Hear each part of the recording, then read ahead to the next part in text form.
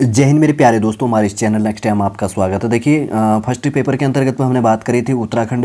अगर आप PCS base के लिए तैयारी कर रहे हैं, अपर पीसीएस के लिए, तो फर्स्ट पेपर बेस के अंतर्गत में 6 यूनिटों के अंतर्गत में सिलेबस कैसे बटा हुआ है। सबसे पहले अगर आप प्रिपरेशन कर रहे हैं तो सिलेबस को देखना और समझना काफ़ी इंपॉर्टेंट हो जाता है।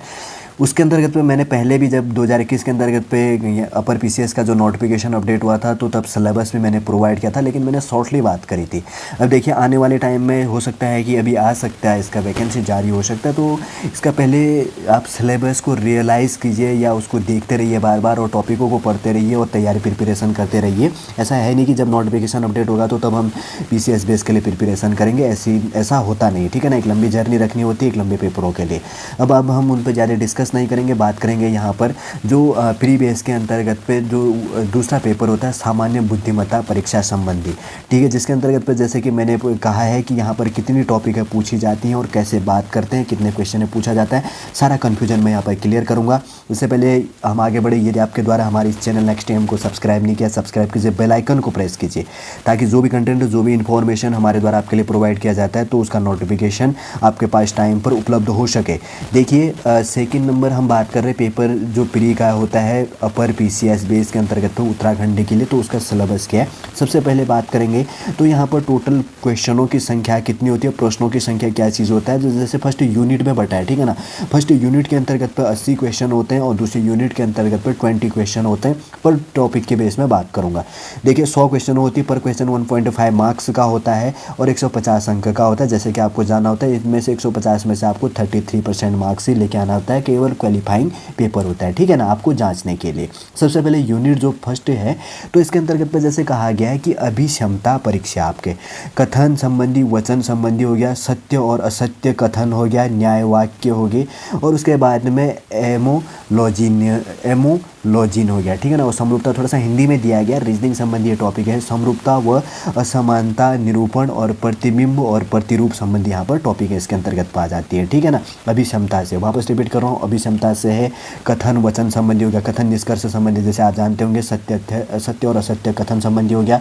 फिर एमोलॉजिन संबंधी हो गया, समरूपता एवं इसके अंतर्गत पर असमानता संबंधी हो गया, निरूपण हो गया, और प्रतिबिंब और प्रतिरूप संबंधी टॉपिक है यहाँ पर इंक्लूड हो जाती है। दूसरे नंबर का है संप्रेषण व अंतर व्यक्तिक कुशलता संबंधी, तो इसके अंतर्गत पर शब्द निर्माण संबंधी हो गया, कूटबद्धता हो गया और गैर कूटबद्धता और संख्यात्मक परिचालन, इसके अंतर्गत पर टॉपिक है क्या हो जाती है, जुड़ जाता है। दूसरा टॉपिक है संप्रेषण व अंतर व्यक्तिक कुशलता। शब्द निर्माण हो गया, कूटबद्धता होगी, गैर कूटबद्धता और संख्यात्मक परिचालन हो गया।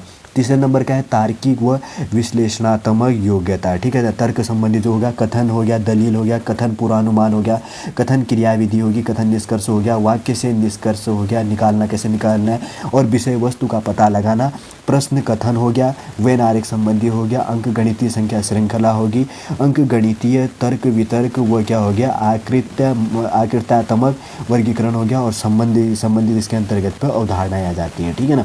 फोर्थ नंबर की बात करें तो निर्णय लेना और समस्या समाधान की बात करें। निर्णय लेना, जैसे समस्या का कैसे समाधान करना है, निर्णय लेने की जो प्रक्रिया होती है, दृश्य स्मृति होता है, विभेद होता है, कथन व कारक है, इसके अंतर्गत पाया जाता है। 5 नंबर की बात करें तो सामान्य मानसिक योग्यता का, जैसे आपको दिशा बोध परीक्षा, दिशा संबंधी ना, जैसे दिशाएं वैसे तो 4 होती है लेकिन 8 प्रकार से हम रीजनिंग के अंतर्गत में पढ़ते हैं। फिर उसके बाद में सामाजिक बौद्धिकता संबंधी, भावात्मक बौद्धिकता वाला, आलोचनात्मक चिंतन संबंधी हो गया, वर्णाक्षर हो गया, परीक्षण वाला हो गया, आंकड़ा हो गया, पर्याप्तता होगी, और अनुपस्थित स्वरूप विवेचन संबंधी टॉपिक यहाँ पर जुड़ जाती है। 6 नंबर की बात करें तो संख्यात्मक अभिज्ञान हो गया, जिसके अंतर्गत पर संख्या व उनका वर्गीकरण कैसे करना है, संख्याओं की विभाज्यता का परीक्षण कैसे करना है, विभाज्यता की सामान्य विशेषताएं क्या हैं, मुख्य संख्या का परीक्षण कैसे करना है, और उसके बाद में विभाजन और शेषफल क्या है, शेषफल नियम क्या है, 2 लाइन संख्याएं श्रृंखला होगी, और प्राकृतिक संख्याओं के कुछ नियम संबंधी होता है। क्लास 10th बेस के अंतर्गत में मैथ्स की बात करता है, संख्यात्मक जो अभिज्ञान हो गया, ठीक है ना। उसके 7 नंबर का टॉपिक हो गया सांख्यिकी विश्लेषण हो गया, आंकड़ों का चार्ट हो गया, ग्राफ हो गया, तालिका के माध्यम से प्रस्तुतिकरण और आंकड़ों की पर्याप्तता। देखिए, आंकड़ों के चार्ट संबंधी, तालिका संबंधी क्वेश्चन है यहाँ पर पूछ लेता है, ठीक है ना, एग्जामिनर, जैसे कि आप समझ रहे होंगे टॉपिकों के बाद में। जैसे ये बात करी गई है जो प्रश्न ए फर्स्ट जो यूनिट है, इसके अंतर्गत हमने क्या कर लिया, बात कर ली, इतना समझ गए होंगे। 80 क्वेश्चन है, प्रश्नों की संख्या जैसे 80 इसके अंतर्गत पर होता है, आप समझ गए होंगे। फर्स्ट यूनिट के अंतर्गत पे 120 नंबर का ये वाला होता है, फर्स्ट यूनिट होता है।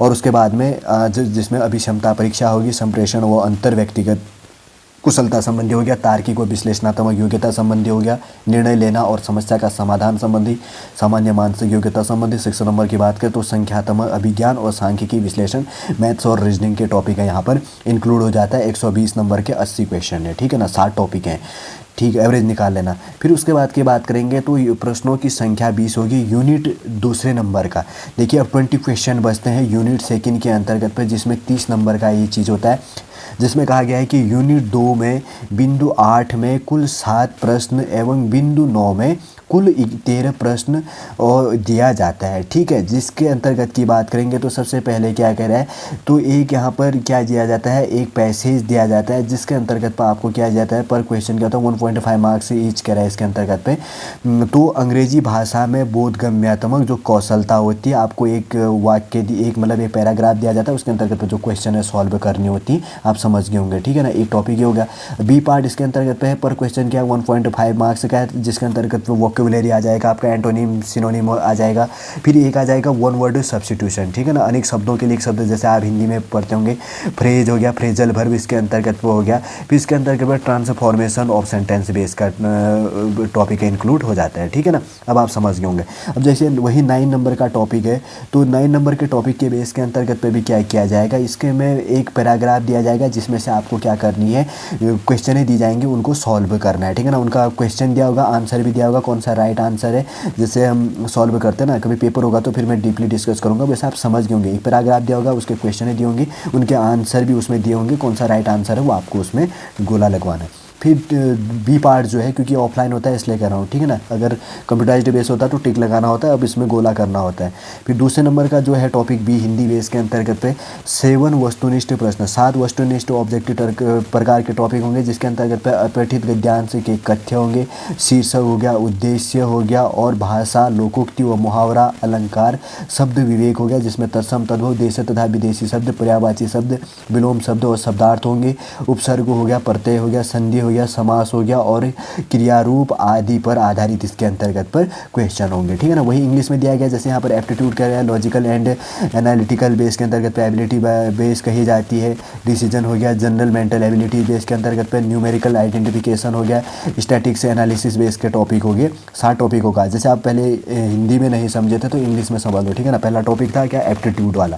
दूसरा टॉपिक क्या था इसके अंतर्गत पे, जैसे यहाँ पर क्या बात करी गई थी, इसमें पूरा तो वैसे तो पैराग्राफ दिया गया, जिसमें संप्रेषण संबंधी, कूटबद्धता संबंधी टॉपिक आ गया ना, पूरा डीपली डिस्कस करी गई, ठीक है ना।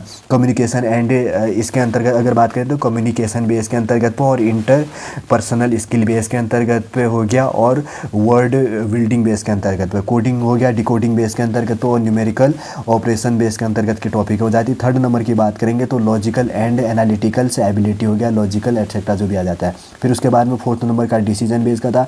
5 नंबर की बात करें तो जनरल मेंटल एबिलिटी हो गया, जनरल मेंटली बेस के अंतर्गत पे, और 6 नंबर का न्यूमेरिकल आइडेंटिफिकेशन बेस के अंतर्गत मैथ्स का यहाँ से आ जाता है। 7 नंबर का है स्टैटिक्स एनालिसिस बेस, इसमें भी मैथ्स के क्वेश्चन है इंक्लूड हो जाता है। फिर उसके बाद में जो आगे के टॉपिक आते हैं तो उसमें से सबसे पहले पैराग्राफ दिया जाता है, उसमें से क्वेश्चनों को इंग्लिश का सॉल्व करना होता है। फिर वोकेबुलरी हो गया, एंटोनिम्स हो गया, सिनोनिम हो गया, वन वर्ड सब्स्टिट्यूशन हो गया, फ्रेजल और फ्रेजल वर्ब हो गया, ट्रांसफॉर्मेशन ऑफ सेंटेंस बेस के अंतर्गत पे यहाँ पर आ जाता है, ठीक है। फिर उसके बाद में हिंदी में भी वही होता है, एक पैराग्राफ दिया जाता है, उसके क्वेश्चन दी जाती है, उनमें जैसे कि यहाँ पर कह रहा है कि हिंदी भाषा में बोधगम्यात्मक कौशल हेतु दिए गए विस्तृत अपठित गद्यांश या अवतरण से विषय वस्तु, भाषा और व्याकरण पर आधारित 6 वस्तुनिष्ठ प्रश्न पूछे जाएंगे। प्रत्येक वस्तुनिष्ठ प्रश्न 1.5 अंक का होगा तथा प्रत्येक प्रश्न के 4 विकल्प ABCD होंगे, जिनमें केवल एक ही उत्तर इसका सही होगा, ठीक है ना। 6 क्वेश्चन पूछे जाएंगे, पर क्वेश्चन कितने का होगा, यहाँ पर अगर बात करेंगे तो 9 नंबर का ये चीज़ आ जाता है। फिर पूरा यहाँ पर बटा है 30 नंबर का है, जिसके अंतर्गत की बात करेंगे तो क्वेश्चनों का कैसे क्रम बटा गया है, जैसे कि यहाँ पे लिखा है ना, यूनिट 2 हो गया, पैरा बेस के अंतर्गत पे 8 टोटल नंबर्स ऑफ क्वेश्चन, 7 हो गया, पैरा 9 हो गया, टोटल नंबर्स ऑफ क्वेश्चन कितने हो गए, 13 हो गए, 13 क्वेश्चन इसके अंतर्गत पे पूछा जाएगा। देखिए जैसे कि जो Uttarakhand public service commission base के अंतर्गत पे उत्तराखंड अपर PCS का जो एग्ज़ाम करवाता है, तो जो दूसरा सामान्य जनरल स्टडीज़ बेस का जो पेपर होता है, ठीक है ना, कैसे आपको सॉल्व करनी है, कैसे इसके अंतर्गत पे जनरल जनरल एप्टीट्यूड का टेस्ट है, ठीक है ना। जनरल एप्टीट्यूड के जो 7 टॉपिक है कैसे बांटा जाता है, किसमें से कितनी क्वेश्चन है पूछे जाती हैं, कैसे आपको सॉल्व करना है, कैसा इसका पैटर्न बेस होगा, सॉल्ड रूप से मैंने यहाँ पर समझा दिया है। उम्मीद करूँगा दोस्तों ये इन्फॉर्मेशन आप समझ गए होंगे। यदि आज का इन्फॉर्मेशन आपको अच्छा लगता है लाइक कीजिए, कमेंट कीजिएगा और हमारी चैनल नेक्स्ट टाइम को सब्सक्राइब कीजिए। वापस हम नेक्स्ट क्लास के अंतर्गत आपसे मिलेंगे। जय हिंद, जय भारत।